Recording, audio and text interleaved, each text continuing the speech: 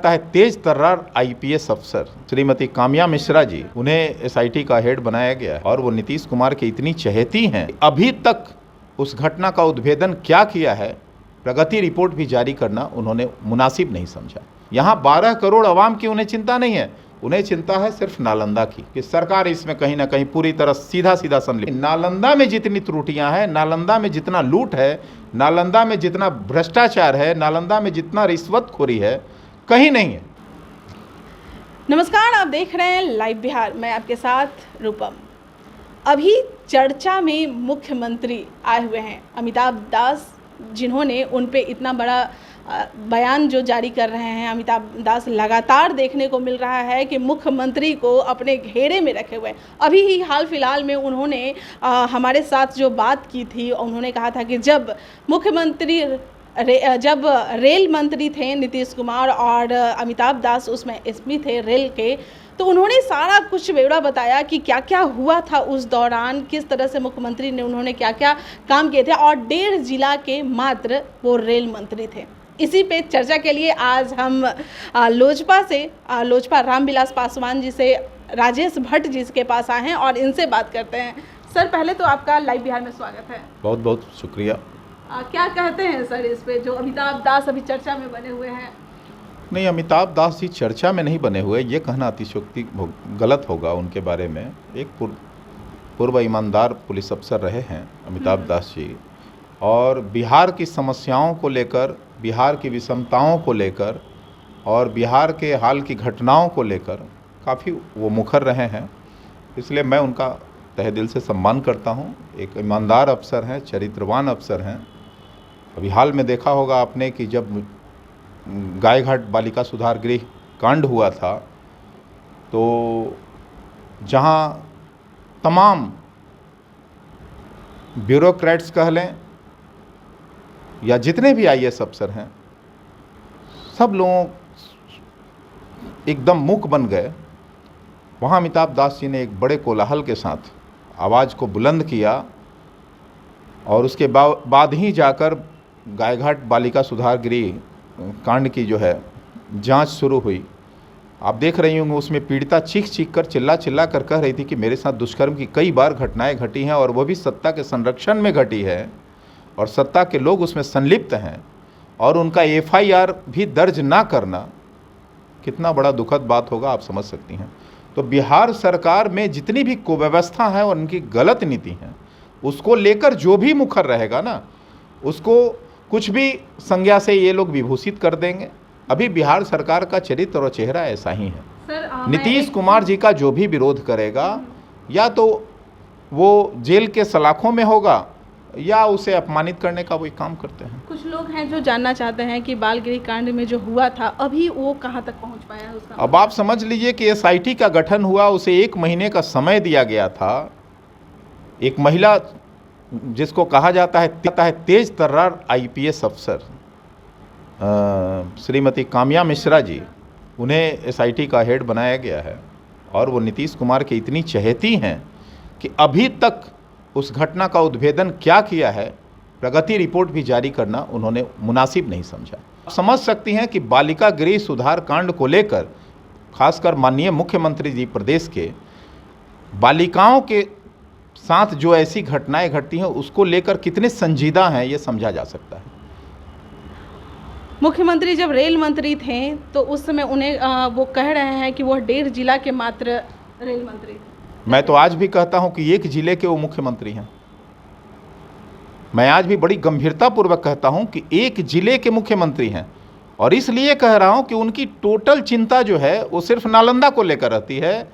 और आप इस बात का यकीन करें या ना करें, लेकिन ये बात सच है कि आज भी उनके कार्यालय में एक ओएसडी ऐसे हैं जिनका नाम मैं नहीं लेना चाहता हूं, सिर्फ नालंदा के प्रभारी बनाए गए हैं। ओएसडी नालंदा की समस्याओं को लेकर वो मुखर रहते हैं, नालंदा की जनता से मिलते हैं और नालंदा की ही फाइल वो पुटअप करते हैं। तो आप समझ सकती हैं कि जो मुख्यमंत्री स्पेशली एक नालंदा के लिए फोकस करता हो अपने कार्यालय को, तो वो प्रदेश का मुख्यमंत्री कैसे हो सकता है और प्रदेशवासियों का हित कैसे कर सकता है। यहाँ 12 करोड़ आवाम की उन्हें चिंता नहीं है, उन्हें चिंता है सिर्फ नालंदा की। और नालंदा कि चिंता करते हुए भी आपको बता दें कि नालंदा में जितनी त्रुटियां हैं, नालंदा में जितना लूट है, नालंदा में जितना भ्रष्टाचार है, नालंदा में जितना रिश्वतखोरी है, कहीं नहीं है।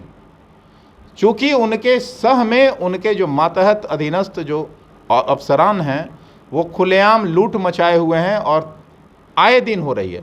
अभी हाल के दिनों में आपने देखा होगा विश्वेश्वरैया निर्माण भवन में आग लगी की घटना हुई और ग्रामीण विकास सहित कई विभागों के फाइलें जल के राख हो गई और तमाम यहाँ व्यवस्था होते हुए भी आग पर काबू 2 दिन का ना पाया जाना, ये बात को दर्शाता है कि ये फाइलों में आग जो लगी इसके पीछे कहीं ना कहीं दूसरी आग की बू आ रही है। कहा जा रहा है कि बीपीएससी और विश्वेश्वरैया भवन में जो आग लगी है, बीपीएससी में जो क्वेश्चन लीक हुआ है, एक दिन बाद ये मामला आया, तो कहीं ना कहीं इसका कुछ संबंध है। देखिए, इसका संबंध हो या नहीं हो, इतना तो संबंध जरूर है कि कई फाइलें जली हैं और उन फाइलों का रहस्य अब हमेशा के लिए शायद दफन हो गया है। बीपीएससी का जो मामला है, बीपीएससी में आप देख रही हैं कई समाचार पत्रों में स्पष्ट हो रहा है, जांच की जैसे जैसे कदम आगे बढ़ रही है, आप देख रही होंगी कि तमाम अधिकारियों का नाम अब उजागर होने लगा है। उसमें माननीय मुख्यमंत्री जी के करीबी एक आईएएस अधिकारी का भी नाम उजागर हो रहा है, रंजीत कुमार जी का, और यह भी उजागर हो रहा है कि बीपीएससी की परीक्षा का जो प्रश्न पत्र है वो 10 लाख से 50 लाख तक डील हो रहा था। तो जहाँ पे बीपीएससी का प्रश्न पत्र खुलेआम बेचा जा रहा हो, वो व्यक्ति कहे कि न्याय के साथ विकास करते हैं, किसी को फंसाएंगे नहीं, किसी को बचाएंगे नहीं, न्याय के साथ विकास करेंगे, तो क्या यही न्याय के साथ विकास का मॉडल है? आईएएस रंजीत जहाँ जिनकी बात आ रही है, तो अभी एसटीईटी के एक अभ्यर्थी हैं, उन्होंने यह भी कहा है कि एसटीईटी में और बीपीएससी में दोनों जगह में आईएएस रंजीत इनका ही हाथ है। देखिए, माननीय मुख्यमंत्री के समीप रहने वाले कुछ ऐसे अधिकारी हैं जो उनके चाल चरित्र चेहरा के हिसाब से काम करते हैं और उनके इशारे पर वो चाहे जितना भी भ्रष्टाचार की पराकाष्ठा पर जाना पड़ जाए, वो उनको अंजाम देने का काम करते हैं और उनके चहेते हैं और उन्हीं के निर्देशन में ये सारे कृत्य होते हैं। ये जितने भी घिनौने कृत्य होते हैं, चाहे वो बीपीएससी पेपर लीक का मामला हो या बालिका सुधार गृह में महिला उत्पीड़न का मामला हो या एसटीईटी का मामला हो, ये सारे चीज़ एक जगह से संचालित होते हैं। आप देख रही हैं एसटीईटी के बच्चे, सीटीईटी के बच्चे, बीटीईटी के बच्चे जो अभ्यर्थी हैं, वो खुलेआम सड़कों पे 8 दिन से इस तपती दोपहरी में धरना स्थल पे बैठे हुए हैं और सरकार कुंभकर्णी नींद में सोई हुई है। उनकी कोई सुनवाई करने वाली नहीं है, कोई सुध लेने वाला नहीं है। आज तक सरकार का कोई भी नुमाइंदा वहाँ तक जाकर कोई आश्वासन देने को तैयार नहीं है। तो आप समझ सकती हैं कि कितनी बड़ी जो है असंवेदनशीलता उनके साथ बढ़ता जा रहा है। एक बात और कि क्या लग रहा है, अभी सीबीआई जांच की जो मांग हो रही है, उठ रही है, तो क्या अब कोई जांच अगर होती है तो क्या ये लोग कोई जो बड़े जो मछली हैं, क्या वो पकड़े जाएंगे? ये तो माननीय मुख्यमंत्री के हाथ में है ना, चूँकि मछली उनके हैं और वो अगर पकड़वाते हैं तो उसकी आग वहाँ तक जाएगी। तो मैं तो नहीं समझता हूँ, लेकिन ये जरूर मैं मांग करता हूँ कि सीबीआई से इसकी जांच होनी चाहिए। अगर सीबीआई से जांच कराना सरकार के लिए मुनासिब नहीं होगा तो मैं यह मानूंगा, क्यों नहीं मानूं, या पूरे बिहार की जनता यह क्यों नहीं माने कि सरकार इसमें कहीं ना कहीं पूरी तरह सीधा संलिप्त है। धन्यवाद आपका सर। तो आपने सुना, अभी लगातार अमिताभ दास जो कि पूर्व आईपीएस रह चुके हैं, वो लगातार इसके खिलाफ आवाज़ उठा रहे हैं, सीटेट के अभ्यर्थी भी आवाज़ उठा रहे हैं। और आपने एक चीज़ ध्यान से सुना होगा तो सोचिएगा कि हर जगह से बस एक ऐसी नाम आ रहा है जिसका हर जगह लिप्त है उस नाम का, चाहे वह बीपीएससी क्वेश्चन लीक हो या एसटीईटी हो या कोई और हो। यानी कि अब देखना यह होगा कि क्या सीबीआई जांच होती है, अगर होती भी है तो कौन कौन लोग इसमें पकड़े जाते हैं, क्या जो बड़ी मछली है वो पकड़े जाते हैं या बस छोटी मछलियों तक ही सीमित रह जाती है। चलिए, फिलहाल के लिए आप बने रहें लाइव बिहार यूट्यूब पर सब्सक्राइब और फेसबुक पर लाइक जरूर करें।